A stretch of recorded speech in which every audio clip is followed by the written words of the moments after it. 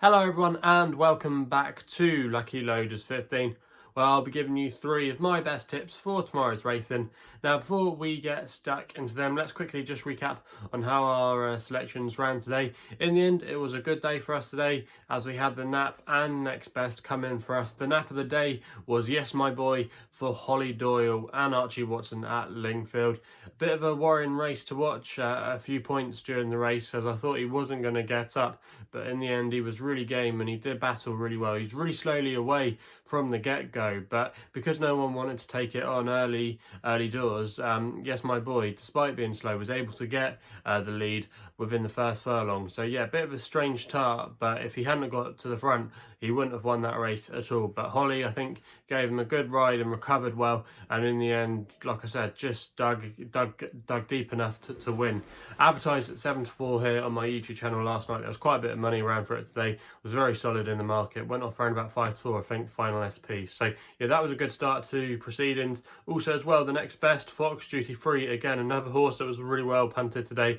Advertised at 11-4 last night and was backed in 2-6-4, and in the end was a good winner for Rob Hornby and Rafe Beckett. Rafe Beckett's horses are absolutely flying at the moment. I think he's operating at around about 55% strike rate, I think it was, before today. So his yard are absolutely flying at the moment. And that horse, like I said in my video last night, is one that's been a bit of a monkey so far during his career. But the last couple of starts, he's just been starting to put it together, and he definitely shown the potential that he would have done from his pedigree when connections brought him. So yeah, that was 2 good results there. The disappointments of the day were Battle of Marathon, who was well found in the market. The money did come for him, trying to get another win under his belt after he won at Chelmsford last week. But in the end, I think the race didn't quite suit him in the end. Yes, he was held up out the back, and that is his usual running style, and that style normally can be really effective at Lingfield. However, I just think the slow pace from the off was never really in his favour, and then when they quickened, I think it just caught him out because he was flying late on, doing his best work in the final furlong, but in the end it just wasn't enough to get home. And Rochester House, who I wasn't so keen on, he was even money when the betting opened up yesterday. He did drift out a little bit in the market, but I just think if the race was run slightly differently, I would probably expect maybe Battle of Marathon to reverse that form if they had gone a stronger pace. So yeah, a little bit disappointing there. And the other tip of the day, Geoffroy, was our only selection over the jumps today at Haydock. Was the main market rival to the eventual winner in the end, Bushy Park, who's gone in again, absolutely bolted up. I put our selection up each way because there were 8 runners, they were paying 3 places, and in typical fashion, like all good each way bets, they finish in 4th place. And unfortunately, we weren't able to collect the place money there. Probably needed the run, and I think you forgive the run as well. You get quite a lot of odd freak results at Haydock sometimes. It's one of those tracks where a lot of the form away from Haydock never always stacks up. It's more of what I would say a specialist track, and like I said, you can get some fluke results there. So yeah, all in all, it was a good day for us today with a winning nap and winning next best, and it means we were up in profit today, and hopefully we can continue that way now for the rest of the month. And I've got 3 tips to bring you for tomorrow's racing, where we're going to be focusing at the jumps action at Wincanton, and also as well I have a selection for you at Market Rasen. So let's get into the tips for tomorrow. And the nap we're going to be starting with tomorrow comes in the 1:15 at Wincanton for a mare's novice hurdle, but I thought Midnight Callisto could be the way to play here. Currently available at 3-1 for Rex Dingle, claiming 3, which is going to help him tomorrow. This mare tomorrow, sorry, and he's riding for Anthony Honeyball. Now we know Anthony Honeyball does really well with his mares. He's got a lot of nice mares in his stable, and this is definitely one of them. Now she didn't quite live up to market expectations on her hurdle debut at Plumpton last time out, but if you actually saw the pictures that day, she was quite big in the paddock, and she showed that she probably would come on for that run. And to be fair, despite being even money and getting turned over, I thought she actually ran with a lot of promise. And if you actually look at the race now, it's worked out quite well, because you might remember a few weeks ago we put up Impressive Lady at Exeter, and that was the 4th place horse in that race at Plumpton, and that horse went on to win quite nicely at Exeter, beating a few of the mares that are shorter in the betting tomorrow than Midnight Callisto.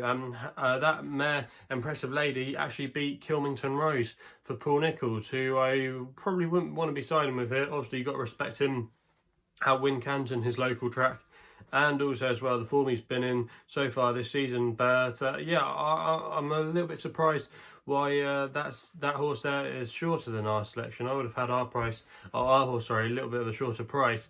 But yeah, Midnight Callisto, that form at Plumpton's worked out not badly. He's tracked out quite a few winners. The 8th place horse has won as well, and there's been a couple of decent placed efforts in there. I think the second has gone and ran a good race again, finishing second again. So yeah, not too bad there. And with the £3 off this mare's back tomorrow, she's going to be getting £3 pretty much from the rest of the field, so that's going to help. And the key to her tomorrow, I think, as well, is stepping up in trip to 2.5 miles. That was over 2 miles that day at Plumpton, and I just think she got caught for a little bit of toe and was a little bit vulnerable against some speedier types, but I think going up in trip tomorrow should help her. If you look at the pedigree, a lot of her relatives were able to get 2.5 miles, and some stayed slightly further, so probably going up in trip tomorrow is definitely going to help her. There could be also as well some rain coming in tomorrow, so it might get the ground a little bit soft there at Wincanton, even though it is it always seems to be one of the quickest training tracks that I know of. It's always normally good to firm ground there at the beginning part of the year, but I expect it to maybe at least go good to soft tomorrow when we start this race, and I think that will come into her favour as well. I think there's lots to like about this horse tomorrow. Good bumper form as well. Actually, I should have mentioned that. If you go back through a lot of her bumper form, she's got a form line through some of these in her bumpers where she was beating them. So Midnight Callisto for me, yes, she might have been disappointing on her debut at Plumpton, but like I said, the form's worked out well. I think she'll relish a step up in trip tomorrow. She gets the £3 off Rex Dingle's back. I think this one should be the solid contender for me, and that's why it's going to be my nap of the day. I think it does represent a little bit of value there at 3-1, and I think it will be a shorter price come post time. We then move on to the next best, where we go to the 3:15 at Wincanton with a horse called Paddy's Runner. This horse is currently at the time recording 9-1 with Betfair and Paddy Power, who are offering 4 places on this race, and I'm going to recommend an each way selection here. Now, this horse is trained by Christian Williams, and he's put the services tomorrow of Jack Tudor, who's one of the most promising conditional jockeys around at the moment. He's really riding through his claim, and he's able to take off a handy £3 here. Now, if we go back through some of this horse's form, when he was running over hurdles at least, he's got some good form next to his name, and arguably off a mark of 98 now. He's fairly well treated in this company, and it was his seasonal reappearance last time at Foss Lass when he finished in 5th place, arguably over a trip that was too short for him. That was over 2.5 miles. A lot of his best form has been over 3, so stepping up in trip tomorrow is really going to help this horse. And the form of that Foss Lass race has worked out not too badly, because the David Pipe horse in there, Little Red Lion, was a winner at Fakenham the other day, and a couple of the other horses have either placed or they'd won prior going into that race at Foss Lass, so it wasn't a bad contest for his seasonal reappearance, despite being an 80-1 shot. But I think tomorrow this horse will definitely come a lot forward for that run, and he's still got a bit more to come, I think, over fences. It was his best run over fences today. He's only had a handful of starts, but I think he's got a little bit more to come from his locker, and he's going to be dropping down in grade. That race at Foss Lass was a class 4. This is a class 5 tomorrow, and there's quite a few exposed types in here. Okay, Paddy's Runner, he's not going to set the world alight, you know, but I'd sort of off a mark of 98 with the £3 being taken off by Jack Tudor, off a mark of 95. I think he's got a good chance of going very close in this race tomorrow and representing a bit of value there at 9-1. He's shorter with some other firms, so if you can still get that price, I think that's definitely a good each way selection there. And he's a horse that likes to go on and be prominent. That style of racing can often suit a Wincanton, and if he can get into a good rhythm, I think he might be there or thereabouts come the end of the race. So Paddy's Runner is going to be my next best of the day. Runs in the 3:15 at Wincanton. For our final selection of the day, we turn to my Longshot, which runs in the bumper, the final race on the card at Market Rasen tomorrow, the 3:22. Now, my Longshot tomorrow is a horse called South Mountain, and he's only 1 point bigger than my next best, Paddy's Runner. This horse is 10-1 South Mountain tomorrow for Darryl Jacob and Ben Paulin. Now, when I was going through the race card earlier, I thought this horse would be a lot shorter in the betting, because I thought his run at Ludlow last time on his rules debut was very encouraging. He was quite well fancied in the market that day. He was actually 5-1, so quite near the top of the bet in there for that bumper. But if you actually look at the bumper as a whole and the way he ran, yes, he was green early on, but he did show a lot of ability for a long way, and I think he would have just learned a lot from the experience that day.